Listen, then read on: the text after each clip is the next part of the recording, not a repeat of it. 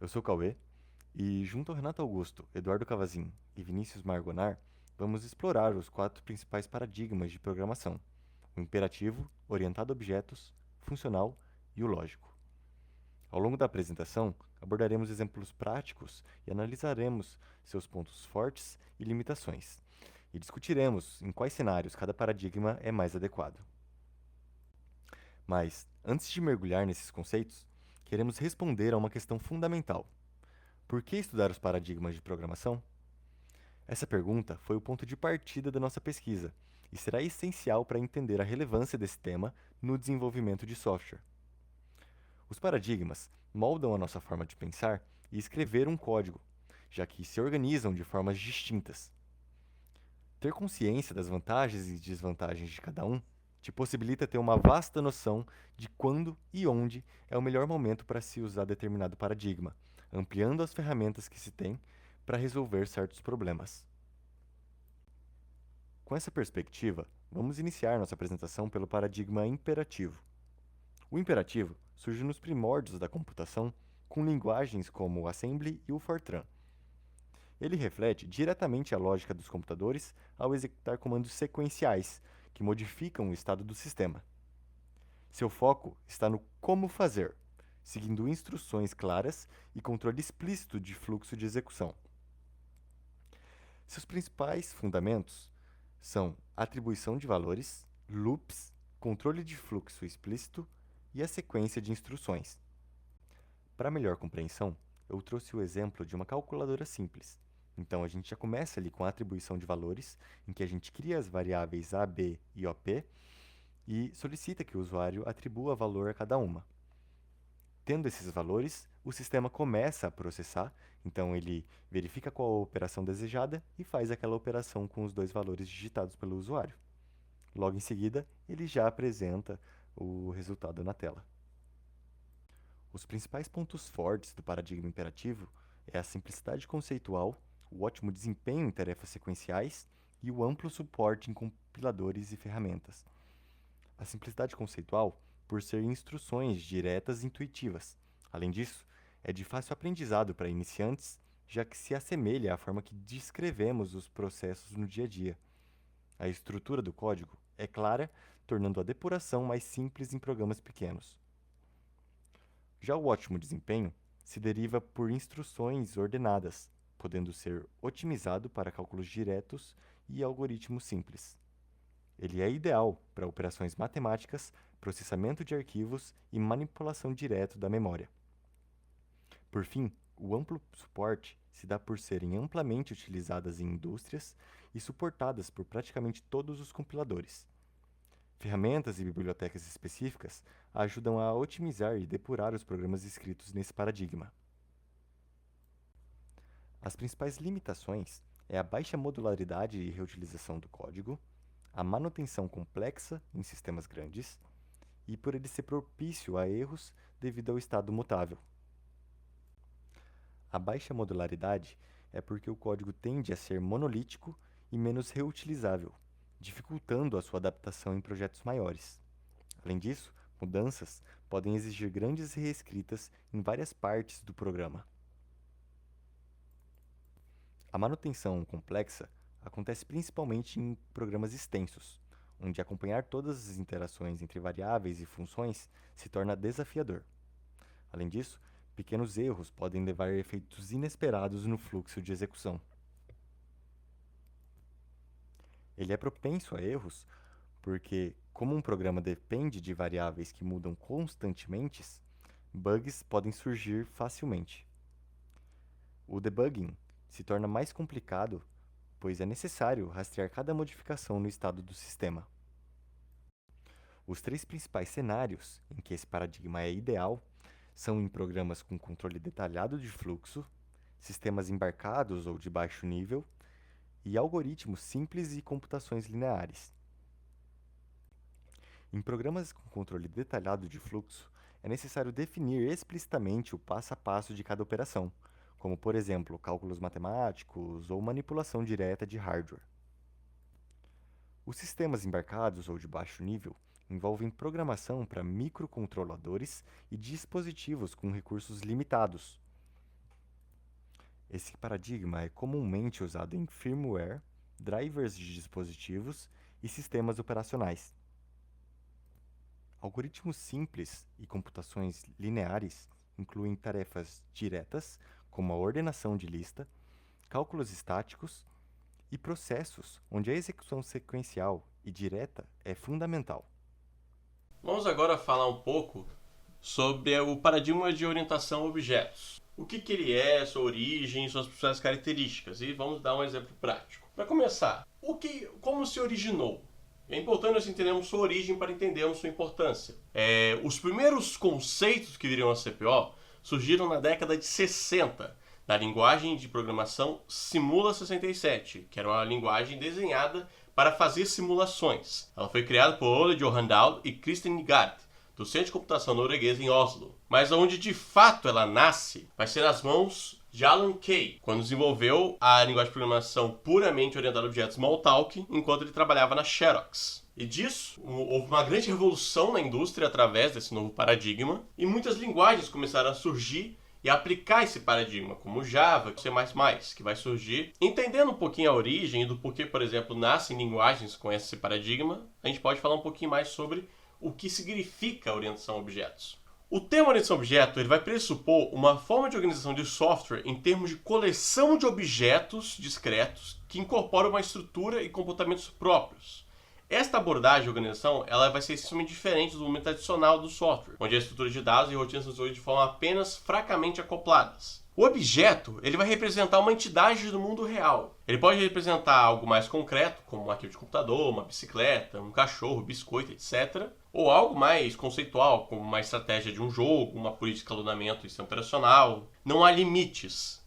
Um objeto vai ser sempre uma entidade, ele sempre vai ter algo para identificá-lo. Quer dizer para nós que cada objeto será distinto um do outro, mesmo apresentando as mesmas características. Embora objetos vão ter uma existência própria no mundo real, quando a gente fala de programação, ele vai necessitar de um mecanismo para identificá-lo. Essa identificação ela vai se dar de uma maneira única, uniforme e independente do conteúdo do objeto. Isso vai permitir a criação de coleções de objetos, o que também é um objeto em si. A estrutura do objeto ela vai ser representada em termos de atributo, e o comportamento de um objeto vai ser representado pelo conjunto de operações que podem ser executadas sobre o objeto. Objetos com a mesma estrutura e o mesmo comportamento são agrupados em classes. E o que vai ser uma classe? A classe ela vai ser uma abstração que descreve propriedades importantes para uma aplicação e vai simplesmente ignorar o resto. Cada classe descreve um conjunto de objetos individuais. Cada objeto vai ser dito como a instância de uma classe. Dessa maneira, cada instância de uma classe terá seus próprios valores para cada atributo, mas dividem os nomes dos atributos e métodos com as outras instâncias da classe. Implicitamente, cada objeto vai conter uma referência para a sua própria classe. Em outras palavras, ele sabe o que ele é. Vamos, por exemplo, criar aqui uma classe pessoa. Estamos fazendo um sistema de cadastro. Aí nós vamos ter uma classe pessoa. Toda pessoa tem um nome e tem idade. Isso é indiscutível. Ela vai ter pelo menos um nome e uma idade. Aí nós criamos objetos através dessa classe, que são suas instâncias. Então nós criamos João, que tem 29 anos, criamos Maria, que tem 15 anos, Pascoal, que tem 80. Os três são objetos, cada um vai ter valores diferentes, mas possui a mesma estrutura e vem da mesma classe. Entendendo esse conceito, começando pelos princípios, o princípio do encapsulamento.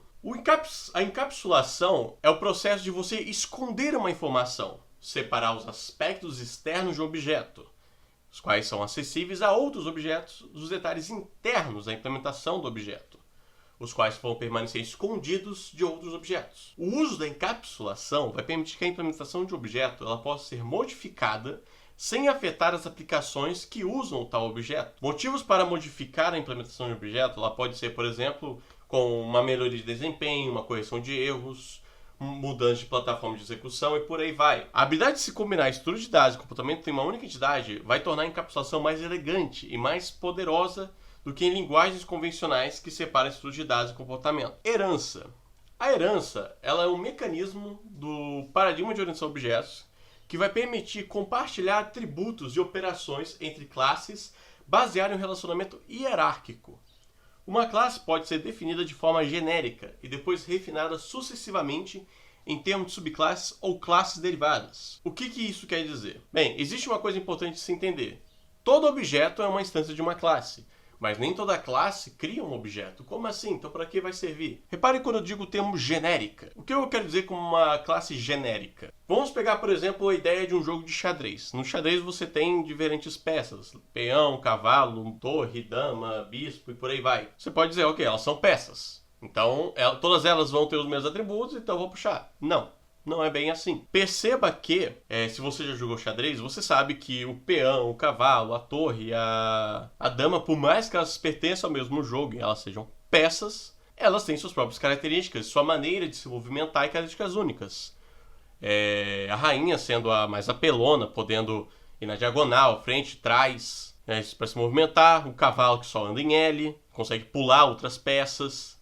Bispo só vai na diagonal. E o peão, que só vai para frente, só pode comer na diagonal e tem uma característica única, que é a sua mudança. Quando você chega no final do outro lado do tabuleiro, você pode trocar ele por uma torre, por um bispo, por um cavalo ou por uma rainha. É algo que só o peão tem, as demais não possuem. Então perceba que existem diferenças nela. Então como a gente faz? A gente vai criar uma classe para todas? Sim, mas a gente trabalha de uma maneira inteligente quando se trata de programação orientada a objetos. Porque nós vamos criar uma classe genérica chamada peça, que todas as características que são em comum entre todas as peças, como qual é a cor, posição da casa, por aí vai ser criada nessa nossa classe peça. E dessa classe peça que nós vamos gerar as demais classes, que essas sim vão criar os objetos, que são as peças. Polimorfismo significa que a mesma operação pode se comportar de forma diferente em classes diferentes. Por exemplo, a operação move, quando aplicada a uma janela de um sistema de interface, tem um comportamento distinto de quando aplicada a uma peça de um jogo de xadrez. O método é uma implementação específica de uma operação para uma certa classe. Também vai implicar que uma operação de uma mesma classe pode ser implementada por mais de um método. O usuário não vai precisar saber quantas implementações existem para uma operação, ou explicitar qual método deve ser utilizado. A linguagem de programação deve ser capaz de selecionar o método correto a partir do nome da operação. A classe do objeto tem argumentos para a operação. Dessa forma, novas classes podem ser adicionadas sem necessidade de modificação de código existente, pois cada classe apenas define os seus métodos e atributos. Abstração. O que a gente tem para abstração? Vai consistir na focalização dos aspectos essenciais inerentes a uma entidade e ignorar propriedades que sejam acidentais. Em termos de desenvolvimento de sistemas, isso vai significar concentrar-se no que um objeto é e faz antes de decidir como ele será implementado. O uso de abstração preserva a liberdade para tomar decisões de desenvolvimento ou de implementação apenas quando há um melhor entendimento do problema a ser resolvido. O uso apropriado da abstração ela vai permitir que o mesmo modelo conceitual seja utilizado para todas as fases de desenvolvimento de um sistema, desde sua análise até sua documentação. Dando um exemplo, no meu trabalho de TCC, onde eu estou desenvolvendo um jogo, para abstrair todos os objetos consistentes no meu jogo, desde jogador, inimigos, plataformas, por aí vai, eu faço uma abstração máxima. Então nós temos 3 classes que são as classes mais genéricas do meu jogo. Uma classe chamada objeto, que tudo que os objetos têm em comum herdam dela, e ela vai ser instanciada por mais 2 classes genéricas, que é a classe objetos estáticos e objetos dinâmicos. Um exemplo que nós trouxemos aqui é um projeto que nós fizemos em todos os paradigmas, que no caso foi de uma calculadora. Então aqui, por exemplo, isso aqui é um excelente exemplo de como funciona a herança. Nós temos uma classe chamada calculadora, que ela vai ter as operações básicas: somar, subtrair, multiplicar, dividir e pegar resultado. Isso é uma calculadora. Aí nós criamos uma calculadora científica, que ela vai herdar dessa nossa calculadora. A científica, ela vai, então, ter mais 2 funções, que vai ser a potência e a raiz quadrada. E aí, essa aí eu posso implementá-la da forma que eu quiser, e tudo aquilo que tem calculadora ela vai ter também. Então ela também tem as 4 operações básicas. Aí digamos que agora eu quero criar mais uma calculadora, que no caso aqui foi a calculadora financeira. A financeira vai herdar de científica, pegando a potência, a raiz quadrada e também as 4 operações básicas, e adicionando tudo aquilo que for dela. Então aqui nós temos o encapsulamento. Então, por exemplo, se eu tiver que corrigir alguma coisa lá na minha função de subtrair, eu apenas faria correção lá em calculadora. Isso afetaria tanto a científica quanto a funcional, quanto a financeira, sem que meu programa quebre. Porque é a mesma função. Então não vai quebrar, está segura ali.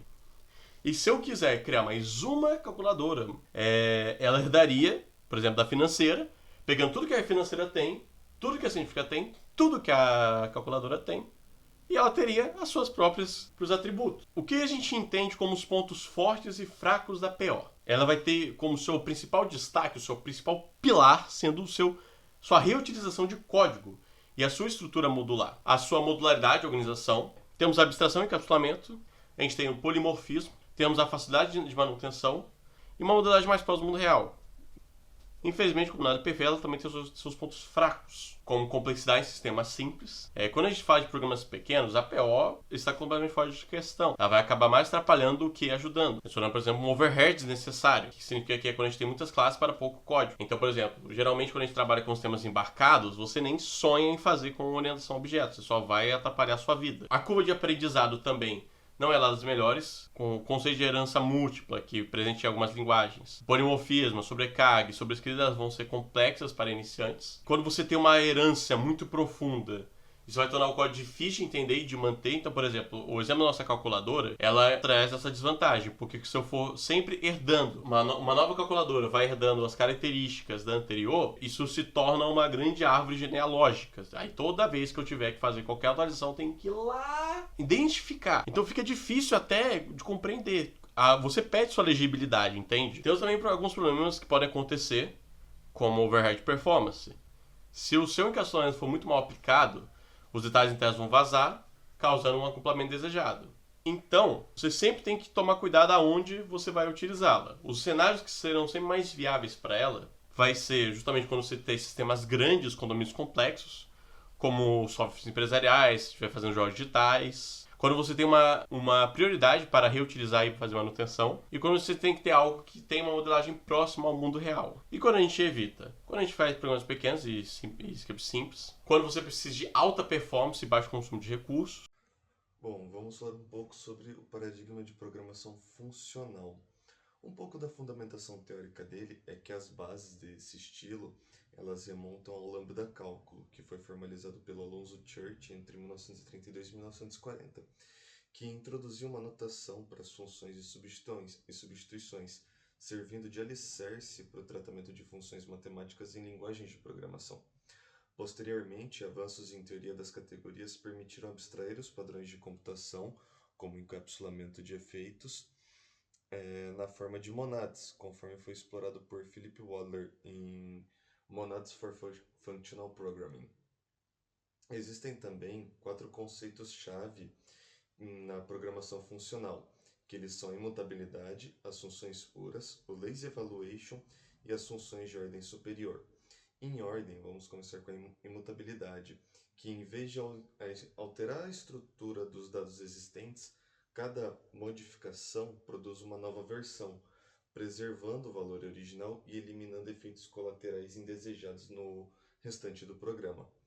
As funções puras se alinham com o princípio anterior, porque elas dependem exclusivamente de seus parâmetros para calcular um resultado e não provocam nenhum efeito externo, ou seja, elas não realizam nada de input-output, não lançam exceções ocultas e nem alteram variáveis globais, garantindo que para os mesmos argumentos sempre será o mesmo valor produzido. O lazy evaluation são expressões computadas somente quando seu valor realmente importa, permitindo construções como listas infinitas e evitando o cálculo redundante. Por exemplo, você pode ter uma lista de números inteiros naturais que vai de 1 a 200. Só que no seu cálculo, se você usa do 1 até o 50, você só vai computar do 1 ao 50, não a lista completa de 200 dígitos. Temos também as funções de ordem superior, que são funções que recebem outras funções como parâmetro, ou as retornam como resultado. As abstrações como map, filter e fold surgem desse conceito, possibilitando transformações genéricas e reutilizáveis sobre coleções de dados. Esses 4 conceitos se aliam de forma modular, onde pequenas funções puras são encadeadas em pipeline, de modo que o resultado de uma função alimenta diretamente outra função, o que resulta em um código altamente legível, conciso e fácil de testar. Alguns dos pontos fortes do paradigma funcional é a testabilidade, as funções puras são fáceis de testar de forma isolada. O paralelismo seguro, que como não tem não tem estado mutável, não tem condição de corrida, por exemplo. A modularidade, porque a composição de funções nos dá pipelines claros e concisos. e o rigor matemático, que permite raciocínio formal sobre a correção de propriedades dos programas, assim como abstrações como monadas possibilitam verificar invariantes e isolar efeito. Porém, o paradigma funcional também tem algumas limitações, tal qual a curva de aprendizado, que ela é bem brusca, com Curry e Monads apresenta essa curva de aprendizado íngreme também é bem fora do habitual, principalmente se a gente vai pegar uma linguagem de programação que nós não estamos habituados, como Haskell. O overhead de alocações, que é a criação contínua de novas funções imutáveis, pode gerar overhead de memória, e alocações de garbage collector. Isso exige otimizações específicas. O tratamento de input-output, que ele requer abstrações adicionais, sendo separado em um monad específico, o que acaba adicionando boilerplates e separa o código puro, entre aspas, do código, entre aspas, impuro, aumentando a sua complexidade estrutural. E as funções puras, que são comuns no paradigma, mas que podem levar ao estouro de pilha se a linguagem ou compilador não suportar a otimização de tail call. Aí obriga a escrita de recursões mais otimizadas ou utilizar bibliotecas especializadas. O paradigma ele é mais indicado em processamento de dados em grandes lotes, onde grandes coleções passam por sequências de transformações previsíveis, assim como em sistemas concorrentes ou distribuídos, onde a imutação e a ausência de estado compartilhado praticamente elimina a condição de corrida. E também análises matemáticas e científicas, onde a imutabilidade e precisão são cruciais. Alguns exemplos de casos de uso real são no mercado financeiro, exploração espacial, APIs WebTip Safe, Big Data e processamento em lote, sistemas de baixa latência e alta confiabilidade. Bem, começando com uma abordagem mais conceitual, o paradigma lógico ele é baseado na lógica formal e ele propõe uma abordagem mais declarativa para a programação. Diferente dos paradigmas imperativo, funcional e orientado a objeto, o lógico ele não descreve como alcançar um resultado, mas sim o que é verdadeiro sobre o problema. Ele faz isso por meio dos fatos e das regras. A linguagem mais conhecida desse paradigma é o Prolog. Ele foi criado por Allen e por Robert em 1972. E o sistema Prolog do paradigma lógico, ele realiza inferência automática por meio de unificação e backtracing. Isso faz com que ele seja capaz de deduzir as respostas a partir do conhecimento previamente declarado nos fatos e nas regras.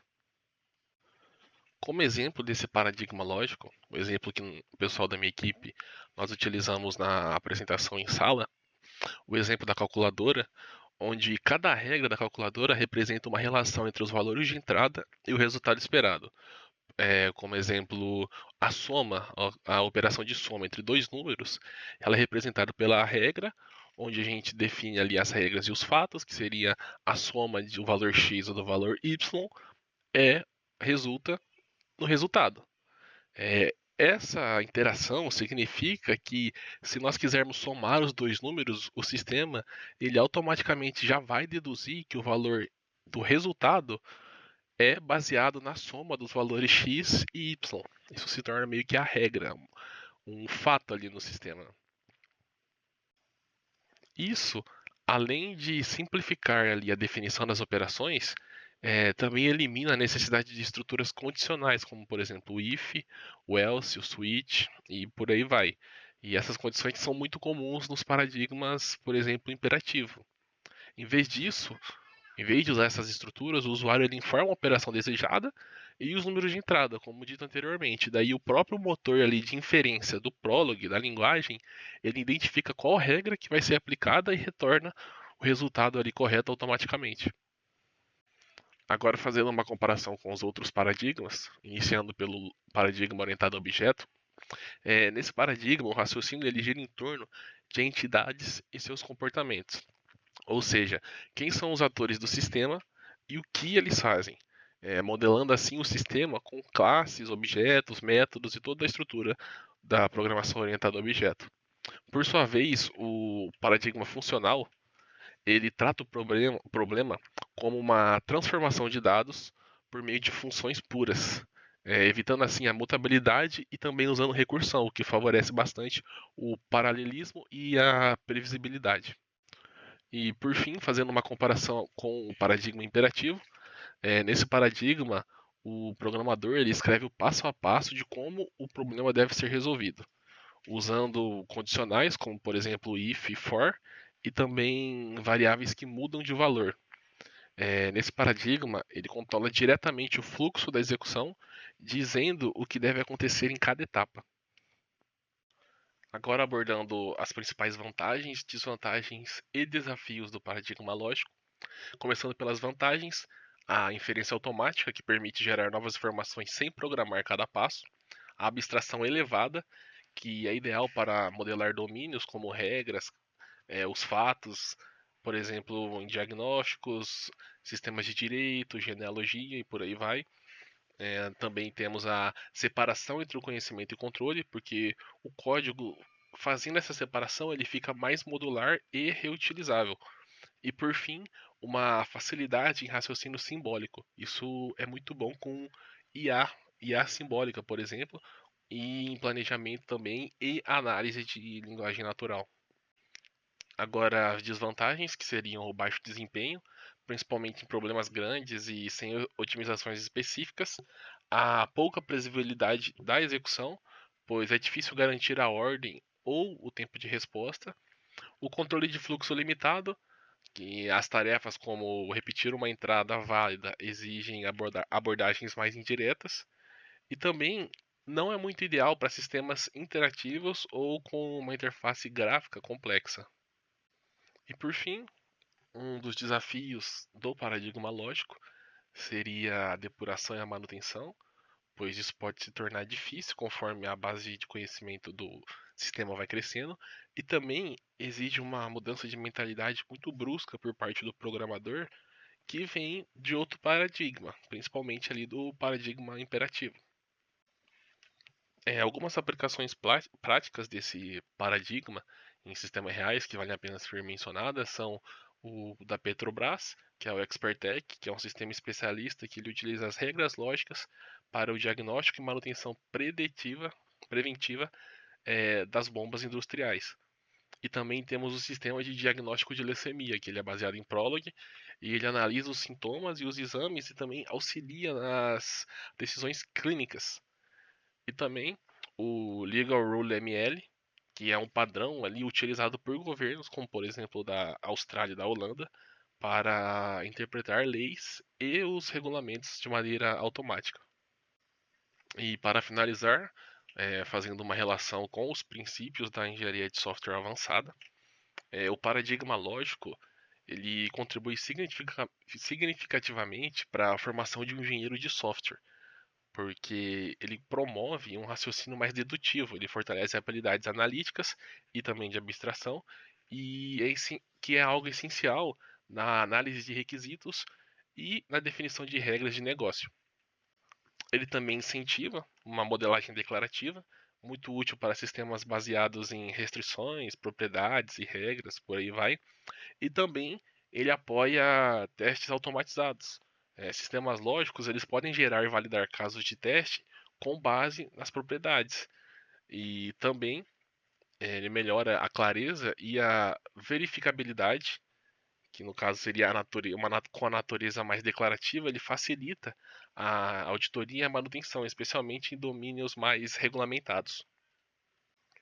E também ele permite expandir a visão de paradigmas, pois ao estudar a lógica, o programador ali, ou no caso o aluno, ele compreende que há múltiplas formas de modelar e de resolver problemas. E não fica apenas ali focado naquela solução com if, for, switch, while e por aí vai.